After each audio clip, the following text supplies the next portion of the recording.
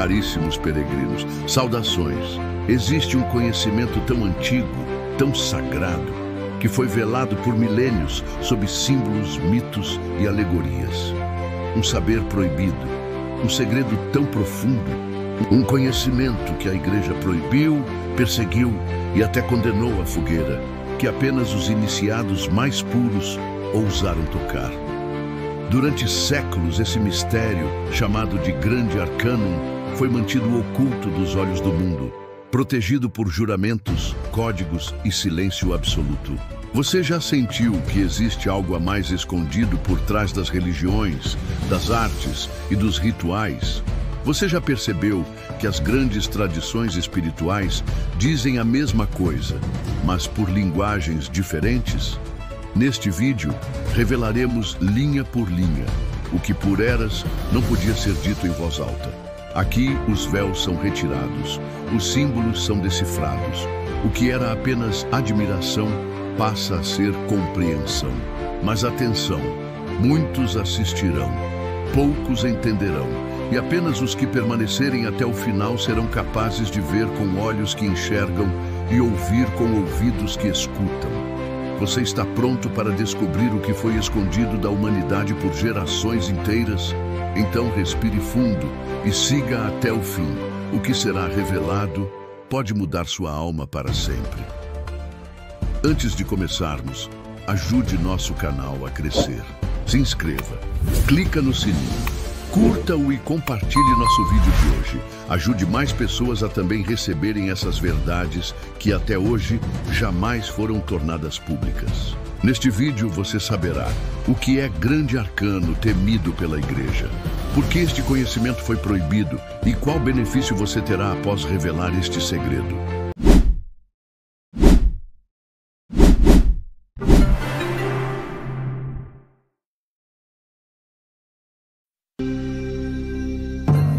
O Grande Arcanum, um segredo profundo, um mistério, conhecimento que é misterioso para a pessoa comum, uma essência ou remédio secreto.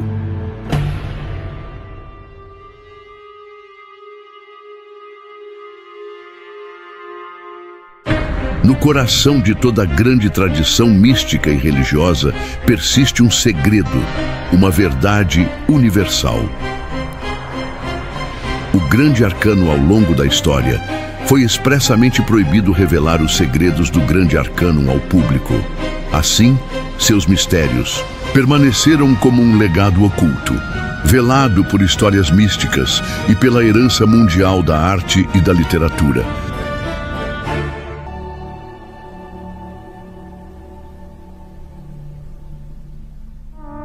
Escondido nos rostos silenciosos dos monumentos egípcios, sob o olhar dos deuses védicos, entre as linhas dos antigos livros de alquimia e nos provocando a partir dos mitos dos astecas e maias, a verdadeira religião e a sua doutrina secreta sempre estiveram lá.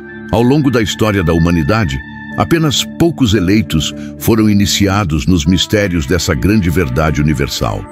E esses poucos foram os que guiaram o restante da humanidade e lhes deram os símbolos externos dessa verdade como orientação. Pois o Grande Arcanum, o segredo dos segredos, foi ferozmente protegido e oferecido apenas àqueles que haviam provado sua pureza moral e lealdade. O conhecimento divino se refugiou nas sombras da clandestinidade, para sobreviver às perseguições dos inquisidores, permanecendo ocultas dos olhos do mundo, perpetuadas nas ordens secretas isoladas ao redor do mundo. O conhecimento que este arcano transmite é universal, e ele se aplica a todas as religiões verdadeiras e a todas as genuínas tradições místicas. Seja a serpente tentadora de Adão e Eva, seja a serpente alada de Quetzalcóatl, sejam as serpentes subindo o caduceu do deus grego Hermes, ou ainda as serpentes das tradições hindus ou budistas. Todos esses símbolos contêm o mesmo ensinamento. Enfim, após séculos de trevas e ignorância, chegou o momento dessa doutrina oculta ser revelada.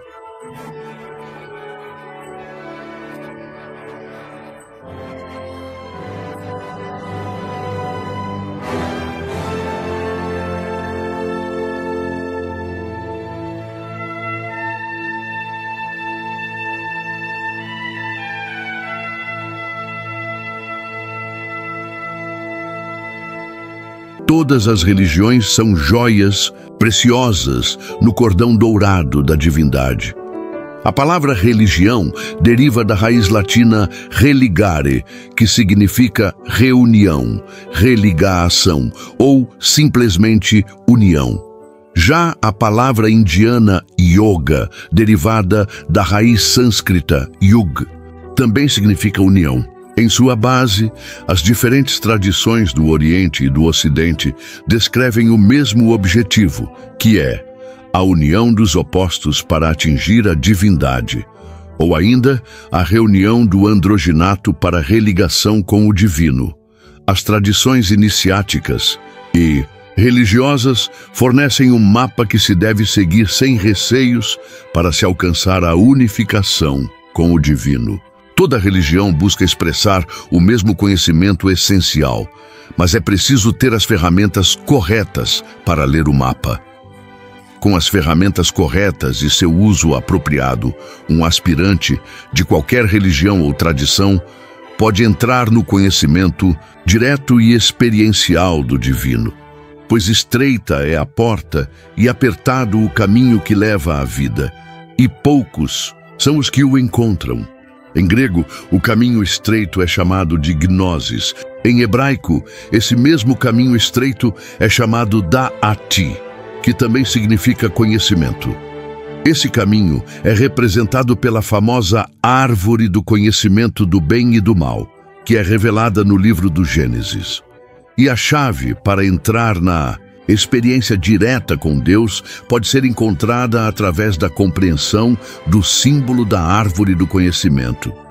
O Gênesis, que fornece o ensinamento judaico-cristão sobre a criação, foi escrito como uma forma de transmitir o conhecimento do grande arcanum para aqueles que têm olhos para ver e ouvidos para ouvir. Sua origem foi influenciada tanto por tradições orientais quanto ocidentais, a fim de oferecer à humanidade uma chave que está contida nos fundamentos de todas as grandes religiões e ordens esotéricas da história.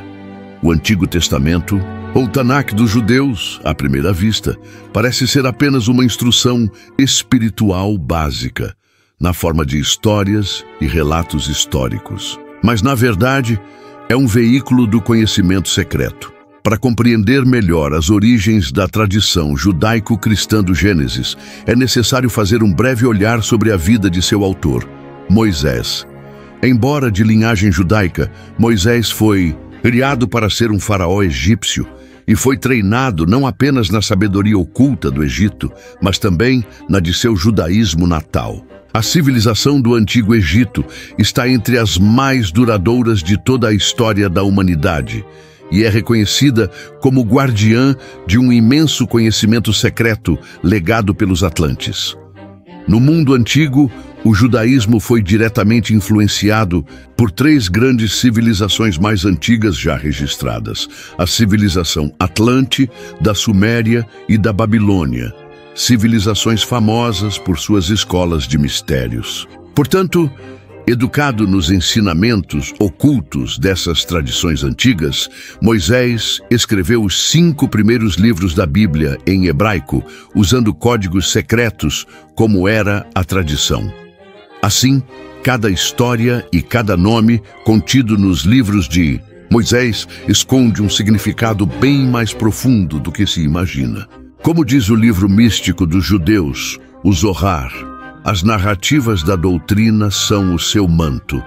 Os simples enxergam apenas a veste que recobre a narrativa da doutrina. Nada além disso sabem. Os instruídos, porém, não veem apenas o manto, mas o que o manto encobre. A Bíblia é simbólica. Os personagens e eventos da Bíblia são um manto que encobre a verdadeira mensagem. Esse conhecimento interior foi ocultado ou, no caso do cristianismo, rejeitado por completo. A Bíblia, como todos os grandes livros religiosos, foi interpretada literalmente, sem usar a linguagem e chaves esotéricas. A vós foi dado conhecer os segredos do reino dos céus, e a eles não foi dado. Aqueles que receberam os ensinamentos secretos de Jesus foram perseguidos e forçados a levar esse conhecimento para o subsolo, para a clandestinidade. Como resultado, a Igreja moderna herdou apenas o manto. Além disso, a Bíblia passou por repetidas tradições, edições e modificações feitas por pessoas sem nenhum conhecimento sobre os seus verdadeiros segredos. Embora a Bíblia moderna esteja profundamente desfigurada, ela continua impregnada da antiga doutrina secreta. No entanto, os muitos níveis de significado ocultos contidos nas letras hebraicas não são visíveis nas versões modernas da Bíblia. Por exemplo, as primeiras palavras da Bíblia em hebraico são Bereshit bara Elohim. A tradução literal comum é no princípio, Deus criou. Mas a tradução hebraica que é encontrada no Zohar diz, com sabedoria, Elohim criou. Elohim é uma palavra hebraica. A raiz El é a palavra hebraica para Deus e essa palavra é masculina. A forma feminina de El seria Eloá, que significa deusa. Elohim, portanto, é plural, significando assim deuses e deusas, Deus masculino e Deus feminino. Esse ensinamento secreto, mas de fácil compreensão, fica em contraste com a imagem tão familiar que temos de um Deus velho e barbudo. Deus que é apresentado nas 3 primeiras palavras da Bíblia original como andrógeno, contendo tanto o masculino quanto o feminino. A palavra Elohim tem muitos significados. Em um dos sentidos, refere-se também aos anjos, os governadores da criação do mundo. Esses seres divinos são simultaneamente masculino e feminino, sendo por isso a imagem e semelhança de seu Criador. Isso é claramente ilustrado na maioria das imagens antigas de anjos, que os mostram com atributos de homem e mulher ao mesmo tempo. Na Bíblia, o anjo que supervisionou a criação da humanidade é chamado de Jeová Elohim. Jeová Elohim formou o homem a partir do pó da terra. Ele soprou em suas narinas o fôlego da vida e o homem tornou-se em um ser vivente. Vejam, Jeová é um outro nome muito importante de Deus. Jeová não deve ser confundido com Javé. O nome Jeová ou Jeová é formado por 4 letras hebraicas, Yod, Re, Vav, Re, Yod ou Yah, pode ser traduzido como masculino ou falo. Portanto, Adam, Re, Vav, Re, neste caso é feminino, e corresponde a Eva, a mãe, ou ainda o útero. Portanto, até mesmo o nome Jeová contém tanto forças masculinas quanto femininas, sendo que Deus criou o homem à sua própria imagem. Da mesma forma, a imagem de Elohim, Deus os criou, ou seja, homem e mulher ele os criou.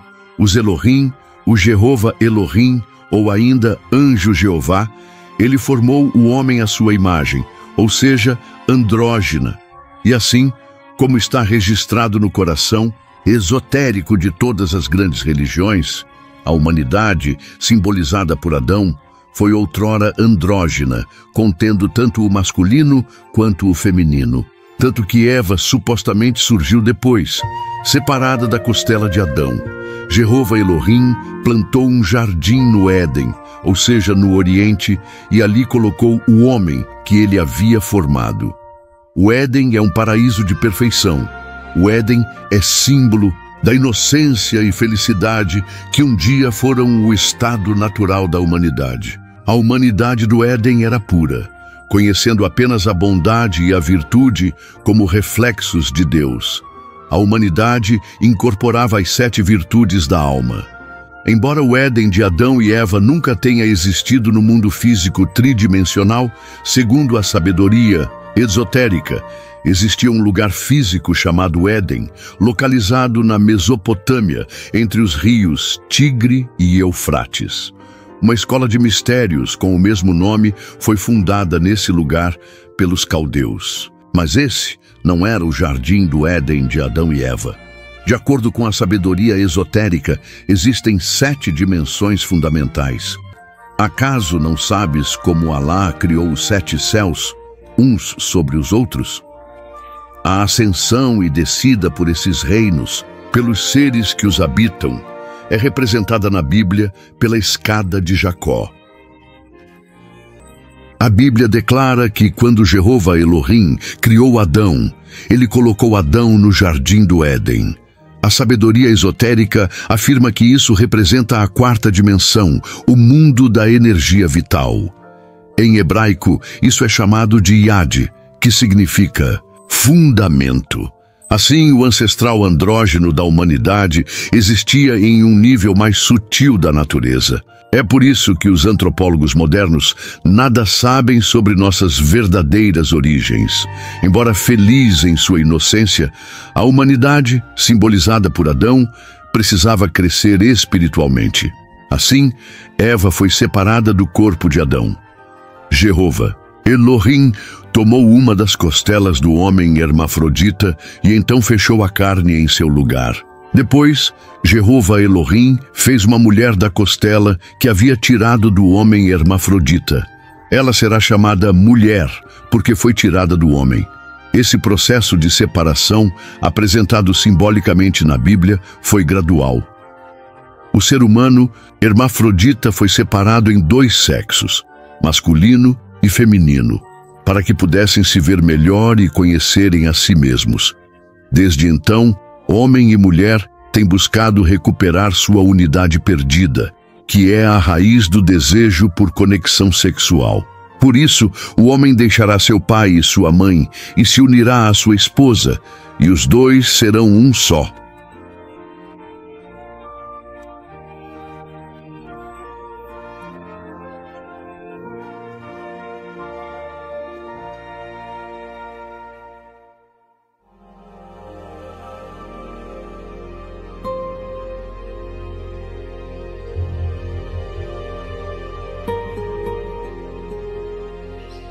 E do solo, Jeová Elohim fez brotar toda a árvore que é agradável à vista e boa para alimento, com a árvore da vida no meio do jardim e a árvore do conhecimento do bem e do mal.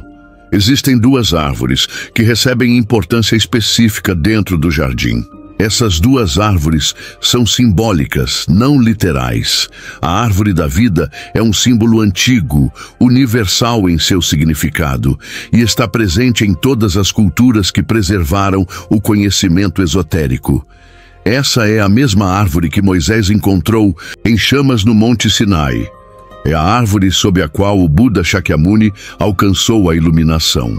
É a árvore do mundo dos maias, a árvore da vida dos astecas, a grande árvore nórdica Yggdrasil, que sustenta a existência com seus poderosos ramos. Na tradição mística do judaísmo, a ciência da árvore da vida é chamada de Kabbalah, mas essa sabedoria é universal e pode ser encontrada em toda grande tradição religiosa, embora apareça com muitos nomes diferentes.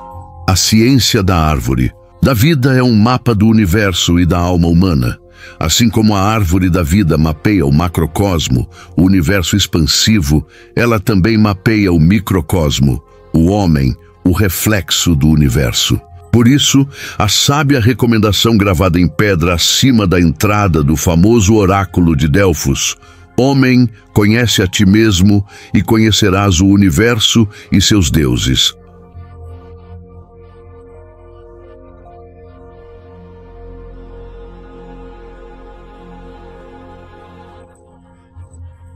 A árvore da vida simboliza a estrutura da alma e a estrutura da criação. Suas raízes estão nos reinos mais elevados, e seus galhos e folhas são todos os mundos e os muitos seres que existem. Essa árvore dá frutos, vida, sustento e sabedoria. Na Bíblia, Moisés escreveu que Adão e Eva eram livres para comer da árvore da vida. Isso significa que Adão e Eva podiam alimentar-se com a ciência da árvore da vida, a ciência de Deus, a Kabbalah. E como a árvore da vida também simboliza a alma, Adão e Eva, ou seja, a humanidade, podiam desfrutar dos benefícios de permanecer em um estado de perfeição com uma consciência desperta. Uma consciência plenamente iluminada é representada na tradição da árvore de Natal, um símbolo claro da árvore da vida, transmitido pelas tradições esotéricas germânicas. Possuir uma árvore da vida iluminada interiormente significa que os sentidos internos da pessoa estão plenamente abertos e ativos, fornecendo uma conexão direta com Deus. Dessa árvore, Adão e Eva podiam comer livremente. Mas havia outra, árvore no Éden, a árvore do conhecimento. E Jeová Elohim ordenou ao homem dizendo: de toda árvore do jardim podes comer livremente, mas da árvore do conhecimento do bem e do mal, dessa não deves comer, pois no dia em que dela comeres, morrerás. É claro que a árvore do conhecimento foi proibida a Adão e Eva, ainda assim, eles foram tentados justamente pela única coisa em todo o paraíso que lhes havia sido negada: o conhecimento.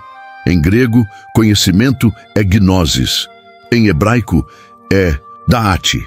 Da'ati é a esfera oculta encontrada na Kabbalah, a qual tradicionalmente nunca é falada ou revelada.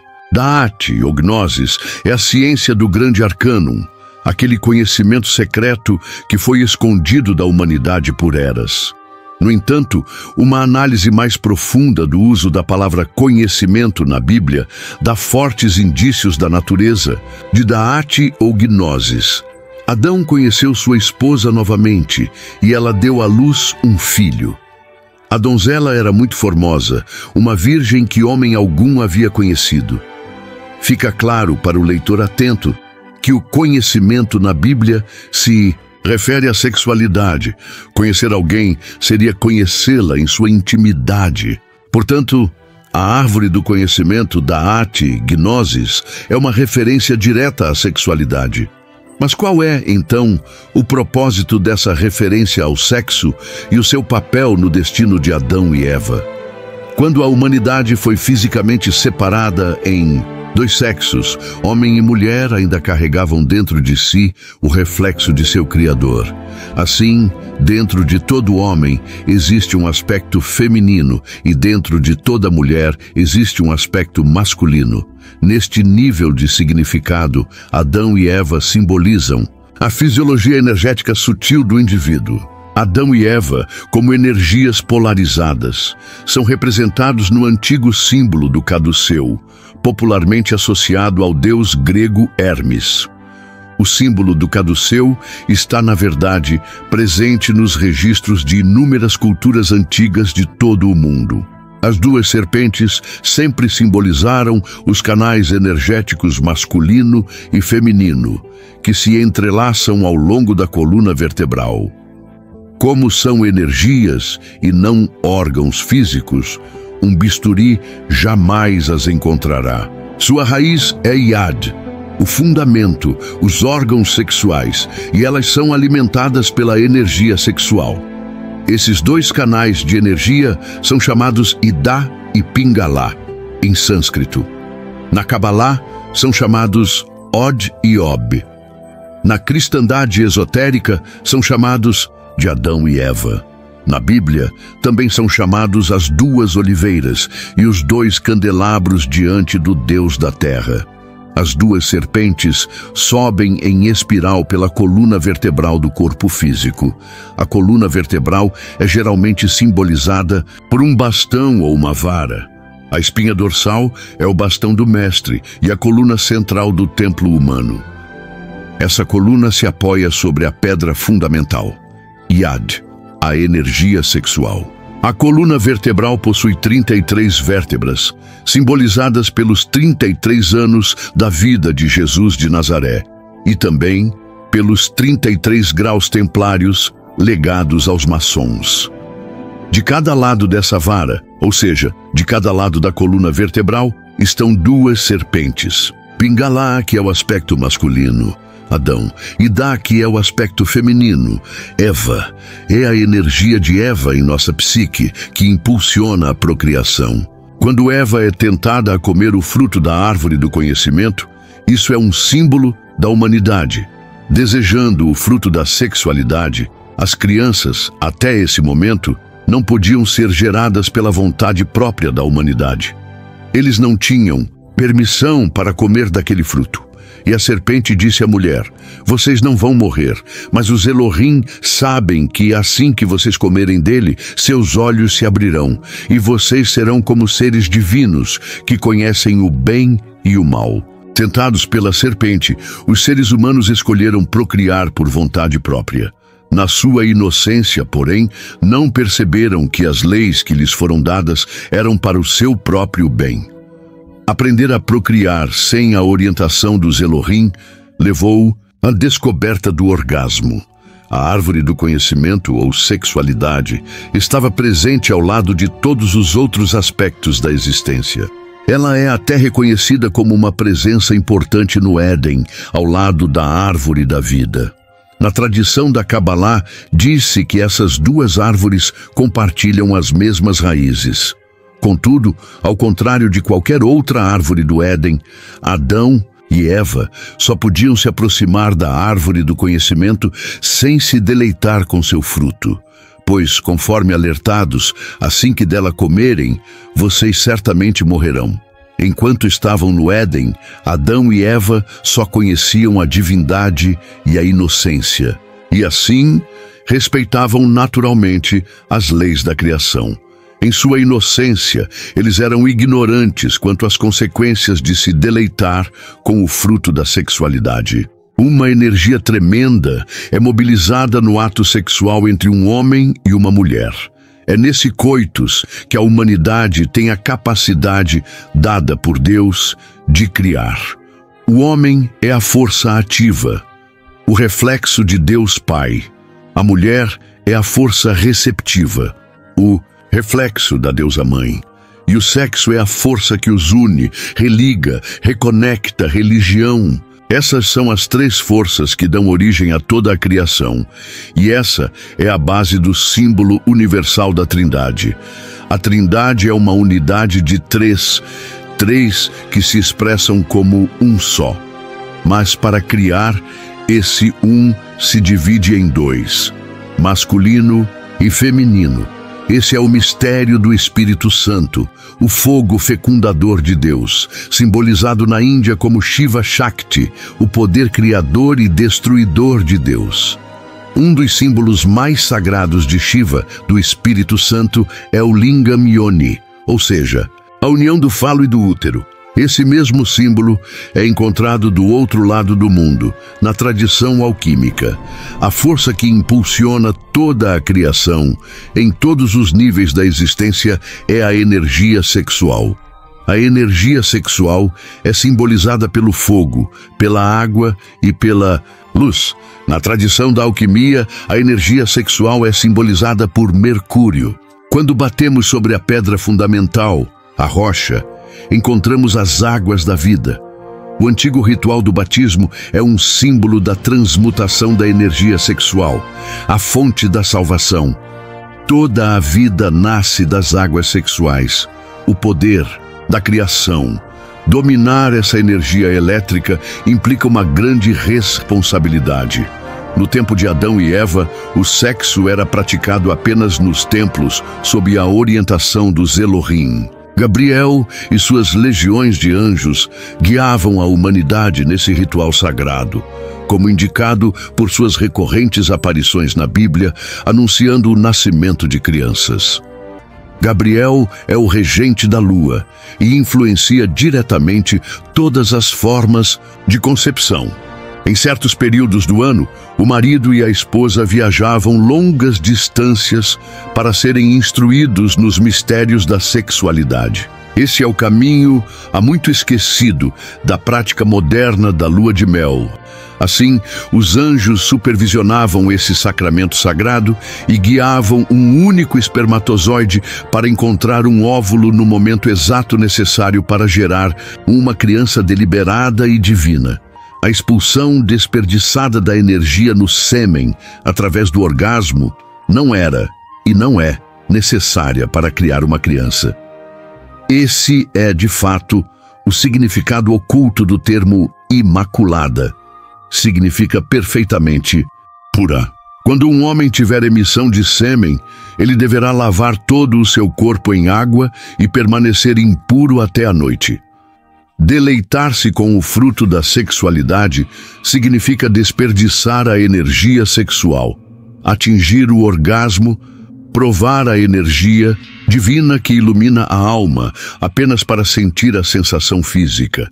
Assim, a energia usada para manter a vitalidade física e espiritual do indivíduo é expelida através do orgasmo. Adão e Eva, como símbolo dos homens e mulheres do passado antigo, comeram do fruto proibido da árvore do conhecimento, ou seja, o conhecimento secreto da sexualidade. Eles abusaram da energia sexual dentro de seus próprios corpos ao praticarem o orgasmo e, portanto, quebraram a regra mais fundamental que lhes havia sido dada. É muito importante que essa energia tremenda, que dá à humanidade o poder de criar, seja utilizada com eficiência, pois está conectada à mesma força energética que sustenta a vitalidade do próprio indivíduo. É bem conhecido que a energia sexual está intimamente relacionada à saúde da nossa psique e do nosso corpo físico. Ela não é apenas necessária para manter a vitalidade física e, portanto, os 5 sentidos físicos, mas também a vitalidade dos 7 sentidos superiores, que conectam a humanidade ao divino. Sem a energia sexual, a alma atrofia, rompendo nossa conexão com Deus. Quando expulsamos a energia sexual, expulsamos a energia que alimenta nossos sentidos internos. É por isso que aqueles que fornicam, que desperdiçam a energia sexual através do orgasmo, não podem perceber Deus diretamente. O orgasmo é simbolizado pela maçã envenenada dada à Branca de Neve. Embora doce ao paladar dos sentidos físicos, é venenosa para a alma. Comê-la resulta em inconsciência e em uma eternidade de sono. A história universal das donzelas e heróis virtuosos que adormecem é uma alegoria que ilustra o sono da consciência. O estado em que o ser humano perde o conhecimento direto e pessoal de Deus e dos reinos superiores da natureza. É por isso que o fruto da árvore do conhecimento foi proibido de se comer. Antes do abuso da árvore do conhecimento, o sexo era tratado com o mais profundo respeito e o orgasmo era desconhecido da humanidade e também desnecessário. O marido se unia à esposa no ato sexual de acordo com as leis dadas a eles por Jeová Elohim. Eles desfrutavam da árvore do conhecimento, a sexualidade, mas não comiam de seu fruto. Esse foi o gênesis da distinção entre o bem e o mal. Uma humanidade que conhecia apenas a bondade comeu do fruto proibido e descobriu o desejo animal, que sempre conduz ao sofrimento e à dor. Essa é a caixa de Pandora, ou vaso, da mitologia grega, que ao ser aberta libera os agentes do mal no mundo, o medo, o orgulho, a vergonha. E os olhos de ambos se abriram e souberam que estavam nus, e coseram folhas de figueira e fizeram para si aventais. E Adão disse: ouvi tua voz no jardim e tive medo, porque estava nu e me escondi. Através da descoberta do orgasmo, Adão aprendeu o medo, a vergonha. Como prometido pela serpente tentadora, a humanidade adquiriu um novo conhecimento, o conhecimento do sofrimento. Ao provar o fruto proibido, Adão aprendeu o desejo. A partir desse momento, o certo e o errado passaram a ser filtrados de forma subjetiva, pela necessidade de sentir prazer e evitar sofrimento. E Jeová Elohim disse: eis que o homem se tornou como um de nós, conhecendo o bem e o mal. A humanidade já conhecia o bem, a inocência, a pureza e a simplicidade. Agora, a humanidade também conhecia o mal, a vergonha, o medo, a dor, o vazio. Agora a humanidade sabia o que os Elohim sabiam, que o desejo conduz ao sofrimento. O desejo fez com que todos os deuses caíssem de seus lugares, e é o desejo que conduz todas as criaturas ao inferno. O desejo é o anseio, e o anseio é sofrimento. O desejo sempre conduz ao sofrimento. Essa é a mensagem inerente a todas as grandes religiões. O escravo do desejo é escravo do pecado, e somente sofrimento e morte o aguardam. Pelo abandono do desejo, alcança-se o estado imortal.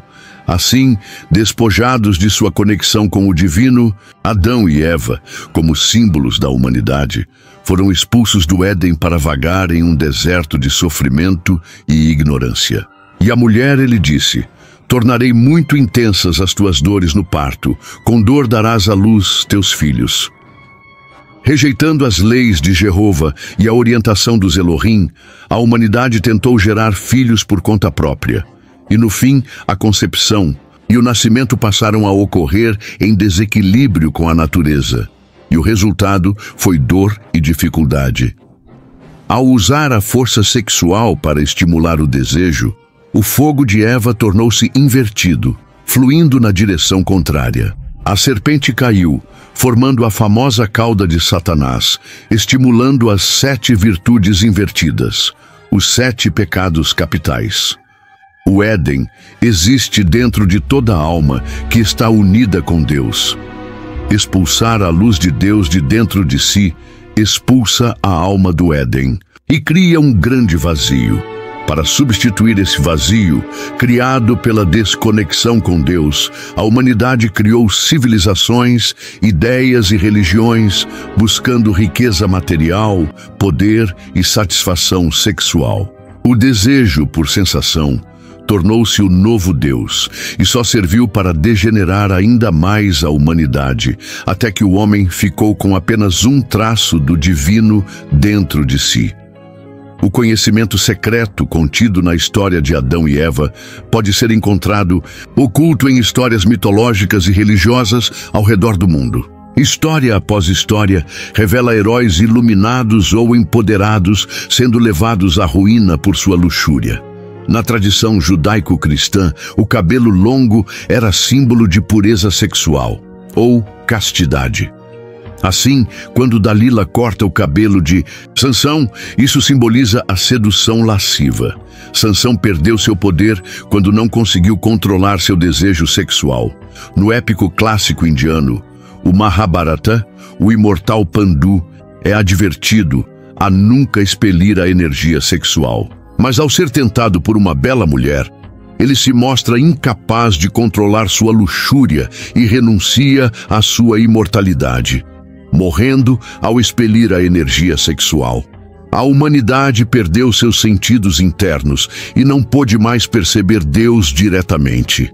Assim, quando a humanidade voluntariamente expeliu as energias sutis que sustentavam sua relação direta com Deus, foi simultaneamente expulsa do Éden, o paraíso da 4ª dimensão. E a humanidade desceu para o deserto, o mundo físico. Esta 3ª dimensão, o mundo do sofrimento. Ele expulsou o homem e colocou ao oriente do jardim do Éden os querubins e a espada flamejante que se movia em todas as direções para guardar o caminho da árvore da vida. Adão e Eva foram expulsos do Éden. Contudo, o portão de entrada ao Éden e a árvore da vida não foi fechado, nem trancado. Em vez disso, Jeová Elohim enviou um querubim com uma espada flamejante para guardar a entrada. A entrada para o jardim do Éden é a mesma porta por onde Adão e Eva saíram. A humanidade não está trancada para fora do Éden, mas um querubim foi deixado para conceder a entrada somente àqueles que merecem retornar, e apenas aqueles que venceram a serpente tentadora ganharam esse direito. Se fizeres brotar o que está dentro de ti, o que está dentro de ti te salvará. Mas se não fizeres brotar o que está dentro de ti, o que está dentro de ti te destruirá.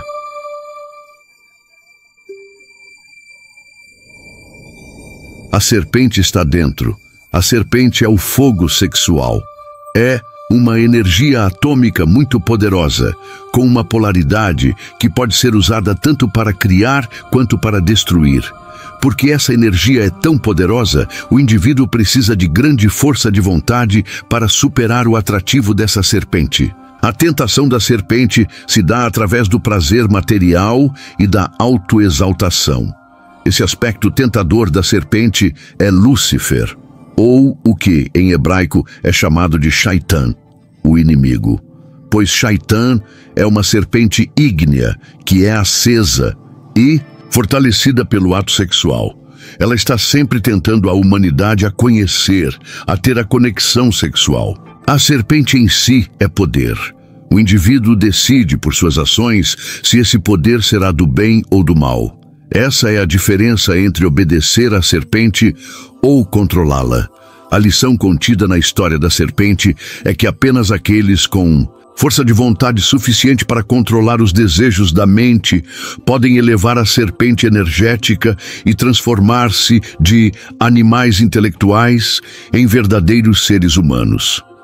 É necessário conquistar o dragão que habita dentro de si, como todas as religiões e tradições místicas disseram por incontáveis eras.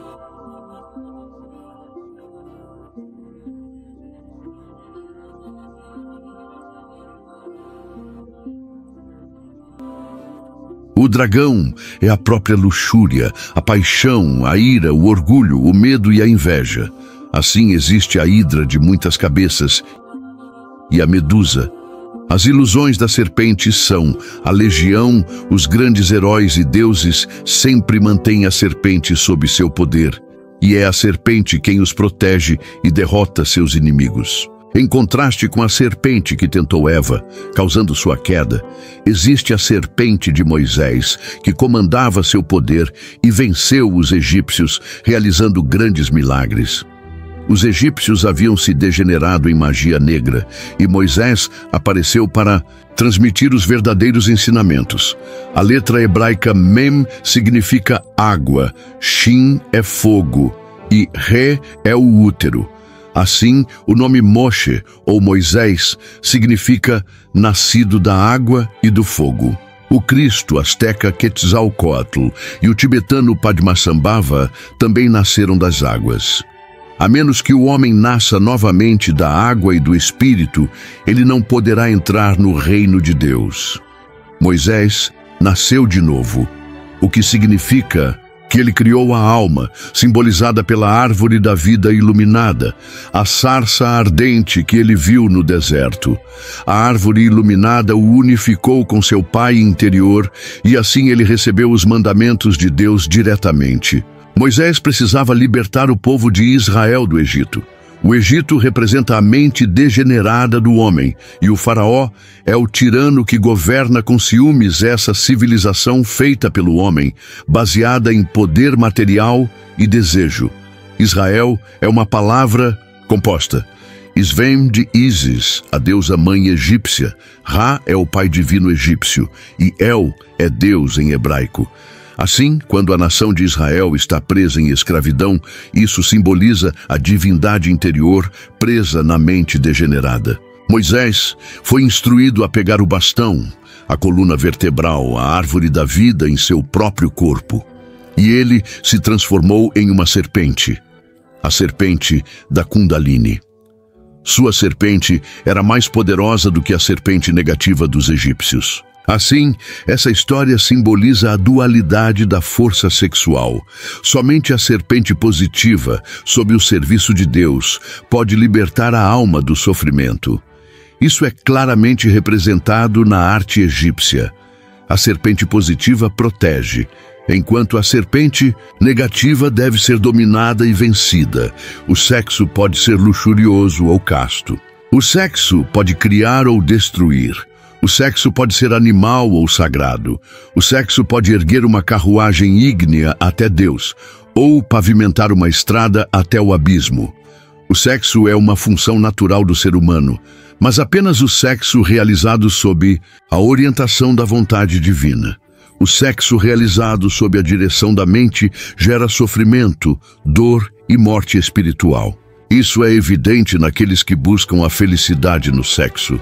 Assim como qualquer desejo da mente, o desejo sexual nunca pode ser satisfeito. O desejo nunca é saciado pelo prazer da luxúria. Assim como o fogo certamente aumenta quanto mais em combustível lhe damos. E a serpente disse à mulher: vocês não vão morrer, mas os Elohim sabem que assim que comerem, seus olhos se abrirão e vocês serão como seres divinos que conhecem o bem e o mal. Seja o indivíduo movido por amor ou por luxúria, a serpente é poderosa porque todo o sangue circula com aquele fogo no corpo. E quando duas pessoas se unem sexualmente, a polaridade interna é equilibrada e ampliada.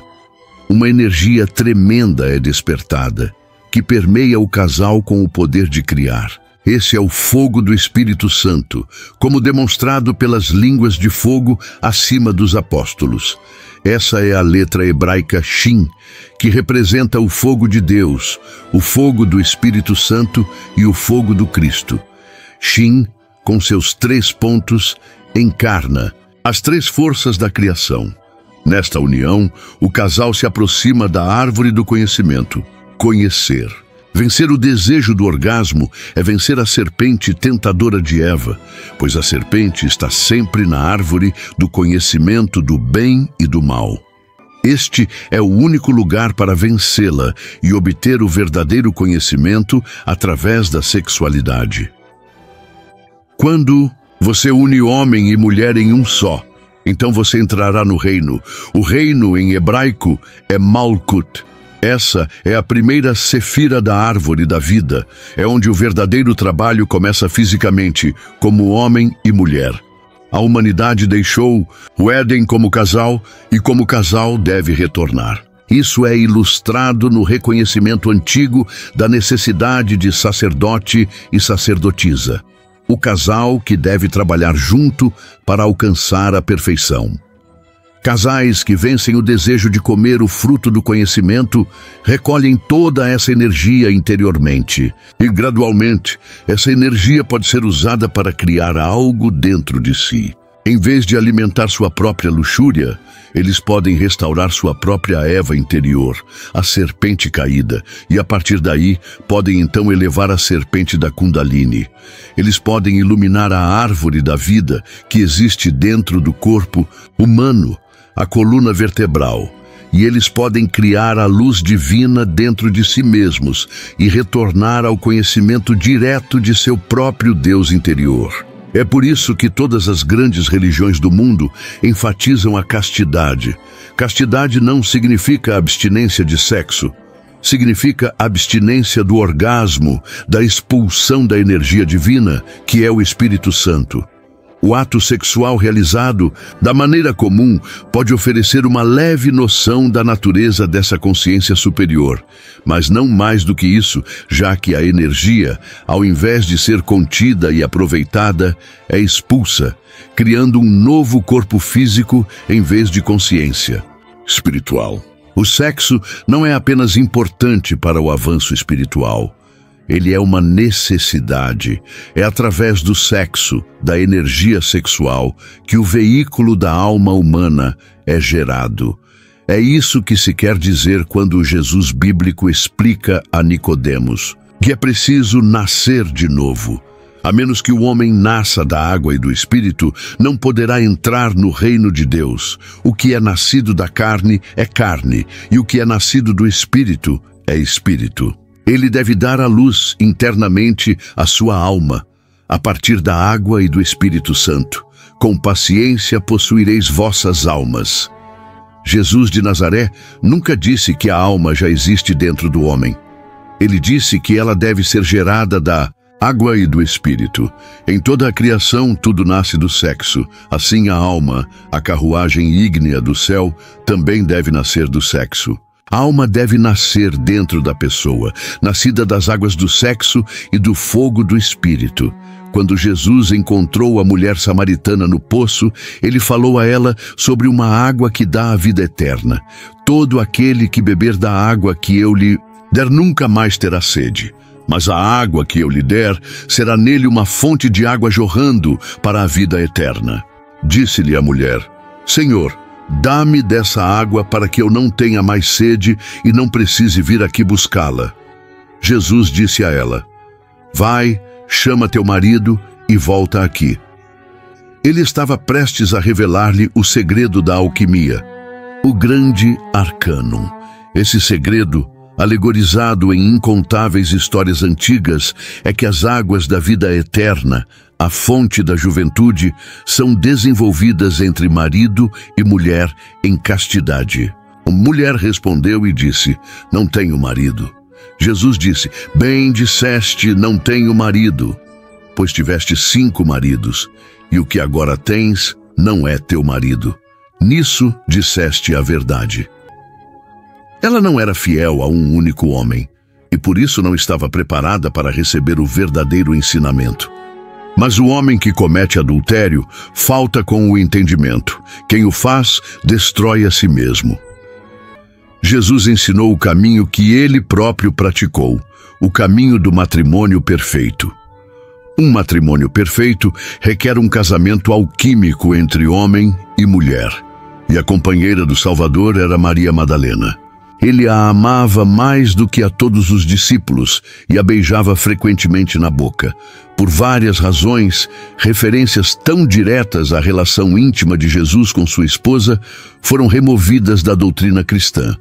Mas os escritores da Bíblia anteciparam tais adulterações do texto e ocultaram os ensinamentos verdadeiros em símbolos e alegorias. Assim, embora o relacionamento conjugal de Jesus com Maria Madalena tenha sido retirado, foi mantido o ensinamento de que seu primeiro milagre ocorreu numa festa de casamento, em que ele celebrou a união entre homem e mulher, transformando água em vinho delicioso, um milagre da alquimia, que só pode existir dentro do matrimônio perfeito. A letra hebraica Shin é o símbolo do fogo. É muito revelador ver que quando homem e mulher, Adão, Yod, e Eva, G, se unem através do fogo sexual, a letra Shin forma o resultado: Yeshua, Jesus, o Salvador. Da mesma forma, Cristo deriva da raiz grega Krestos, cujo significado esotérico é fogo.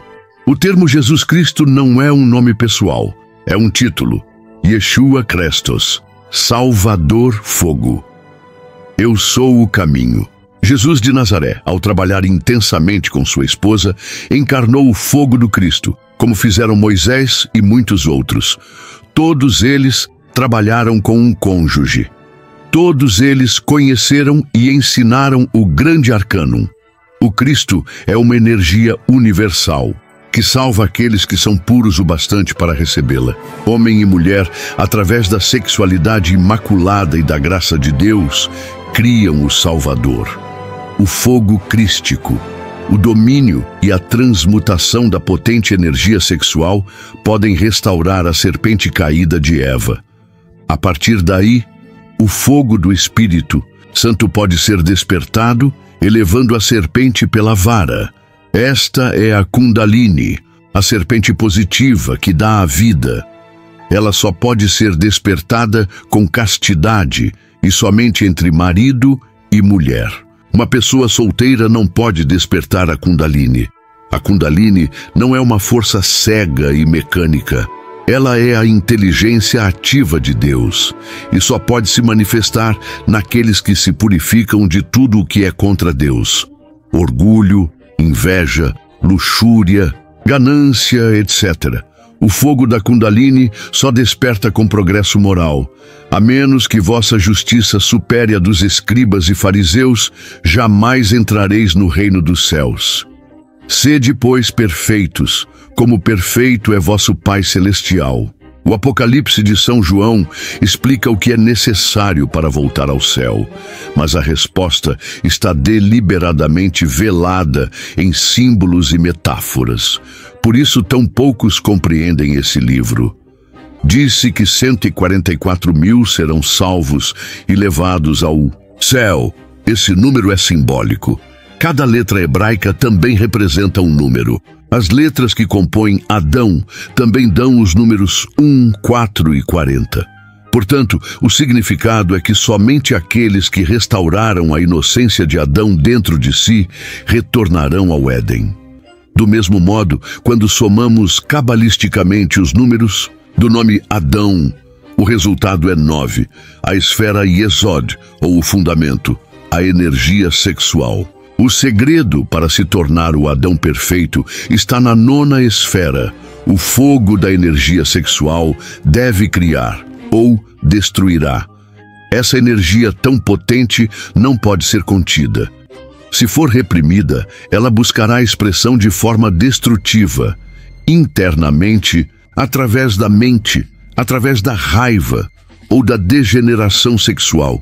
Isso é evidenciado pelas perversões infames de sacerdotes ao redor do mundo, em todas as religiões, e pela promiscuidade desenfreada que destruiu tantos movimentos espirituais. Para utilizar a energia sexual de forma eficaz, ela deve ser transmutada em energia espiritual. Isso é realizado ao conectar-se sexualmente com o cônjuge sem derramar a energia através do orgasmo. Ou, se for solteiro, aprendendo a controlar a energia por meio de métodos antigos, há muito esquecidos pelos sacerdotes modernos do Ocidente. Adão deve nascer das águas sexuais e do fogo do Espírito Santo. Do contrário, não pode haver retorno ao Éden. Nenhum homem cujos testículos foram esmagados ou cujo membro foi cortado poderá entrar na congregação de Jeová. Entrada de volta ao Éden, a congregação do Senhor, é através do uso correto da sexualidade. Da mesma forma, a entrada no sofrimento e na dor é pelo uso incorreto da sexualidade. O sexo pode ser usado para criar o bem dentro de uma pessoa, ou para criar o mal. É a escolha do indivíduo, servir à virgem ou à prostituta. Ninguém pode servir a dois senhores. Amor e luxúria nunca se misturam. Cada um escolhe seu caminho por suas ações. O grande arcânum é o conhecimento secreto do Tantra. Existem 3 tipos de tantrismo: negro, cinza e branco. Estimular a sensação sexual e se identificar com a luxúria é Tantra negro. Qualquer escola ou religião que ensine a despertar a consciência através do orgasmo está ensinando Tantra negro. O Tantra negro é responsável por todo o sofrimento da humanidade. E o Senhor enviou serpentes ardentes entre o povo, e elas mordiam o povo, e muitos de Israel morreram. As serpentes ardentes são as serpentes invertidas. O sofrimento e a dor causados por essas serpentes são o resultado da identificação com o desejo. A morte de tantos israelitas refere-se à morte espiritual. Tantra cinza ensina que se pode ter orgasmo ocasionalmente. Esse ensinamento inevitavelmente conduz ao Tantra negro. Tantra branco sempre ensina 3 fatores: a eliminação do desejo, a criação da alma e o sacrifício pelos outros. Todo Tantra branco ensina a renunciar ao orgasmo. Tantra branco: a eliminação do desejo é o caminho de volta ao Éden. A humanidade deve retornar ao Éden pela mesma porta por onde saiu. A sexualidade. A humanidade deve retornar ao estado de pureza e inocência que um dia teve para transcender o sofrimento e a dor. Mas primeiro é necessário reconhecer seus erros e então agir para corrigi-los. Essa é a definição de verdadeira penitência. Então o povo veio até Moisés e disse: pecamos, pois falamos contra o Senhor e contra ti. Ora ao Senhor, para que tire de nós as serpentes. E Moisés orou pelo povo. O sofrimento é o resultado de ceder à tentação da serpente. Quem quiser ser curado dos danos causados pela serpente tentadora deve ser curado como os israelitas foram, pela serpente de bronze de Moisés. E o Senhor disse a Moisés: faz para ti uma serpente ardente e põe-na sobre um poste, e acontecerá que todo aquele que for mordido ao olhar para ela viverá. E Moisés fez uma serpente de bronze e a colocou sobre um poste. E aconteceu que, se alguma serpente mordesse um homem, quando ele olhava para a serpente de bronze, ele vivia. O bronze é uma liga de 2 metais, cobre e estanho, masculino e feminino. A serpente de bronze é criada quando essas 2 polaridades se unem em pureza. Esse é o grande segredo da alquimia, a química de Deus. O prefixo al vem da palavra árabe Alá, como no hebraico El, que significa Deus. Kem significa fundir ou moldar um metal. Assim, alquimia é o método de se fundir novamente com Deus. Você terá sucesso se fizer esforço para ser o que deve ser, ou seja, piedoso, gentil, benigno, caridoso e temente a Deus. Tantra branco, o caminho da santidade e da castidade, liberta a consciência do ego, desperta a consciência pura, livre de todo desejo animal. Tantra negro, o caminho da identificação e da fornicação, desperta a consciência presa no ego, deixando a alma presa no sofrimento. E muitos dos que dormem no pó da terra despertarão, uns para a vida eterna, outros para a vergonha e o desprezo eterno. Para alcançar o verdadeiro despertar espiritual, é necessário desafiar a serpente tentadora e elevar o fogo do Espírito Santo para criar a alma humana. Esse é o segredo da antiga alquimia: transmutar o chumbo do ego e do desejo no ouro espiritual da consciência. Quando o fogo sexual de Iod é elevado através do conhecimento de Gnosis, da Ati, o grande arcanum, o conhecimento dos mistérios, é possível retornar ao conhecimento direto de sua própria estrela interior, a luz do mundo. E os Elohim disseram: haja luz, e houve luz. Toda a existência foi criada com a luz do Cristo cósmico, o fogo do Espírito Santo, a energia sexual. E a luz resplandeceu nas trevas, mas as trevas não a compreenderam. As trevas da mente materialista não conseguem compreender a luz do Cristo. É necessário transcender a mente e despertar a consciência. A luz é necessária para ver através da escuridão. Para encarnar a luz, é obrigatório transcender os desejos animais que preenchem a mente. Por isso, é necessário compreender e agir sobre o mistério de Adão e Eva. Entrai pela porta estreita, porque larga é a porta, e espaçoso o caminho que leva à perdição, e muitos são os que entram por ela. Mas estreita é a porta, e apertado o caminho que leva à vida, e poucos são os que a encontram. Pois a verdadeira iniciação, aquela que fornece as chaves da imortalidade da alma, espera os eleitos, qualificados para a consecução mística do grande arcano. Sinceramente, esperamos que tenha gostado. Aproveite para curtir e compartilhar com outras pessoas este poderoso segredo que o clero proibiu e a elite quer esconder de você, para que continue sendo escravo desse mundo. Caso queira ser o primeiro a receber nossos novos vídeos, se inscreva no canal. Ademais, desejo-lhes boa jornada. Pax et Lux e até breve, amados peregrinos.